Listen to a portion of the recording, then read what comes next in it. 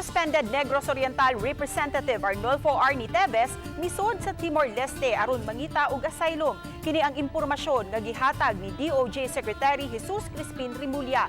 Matod sa Immigration Service sa Timor-Leste, ang Democratic Republic of Timor-Leste mo garantiya sila sa right to asylum sa mga tao nga nahadlok nga itaral tungod sa race, religion, nationality, political opinion o miyembro sa usa ka social group ug dili anda mo pauli sa ilang lugar. Gipasabot ni Rimulya nga walay political reason si Teves nga mangayo og special asylum sa Timor-Leste.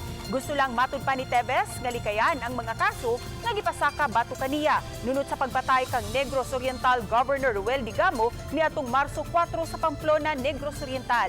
Nahibalo na ang DOJ sa lihok ni Teves human gipahibaw sa Department of Foreign Affairs. Aduna nay suwat ang DOJ para sa ambassador sa Timor-Leste nga nagpahibaw sa sitwasyon sa suspendidong kongresman. Aron mapugos sa pagpauli si Teves sa Pilipinas, gustong ipaubos sa DOJ si Teves nga usa ka terorista.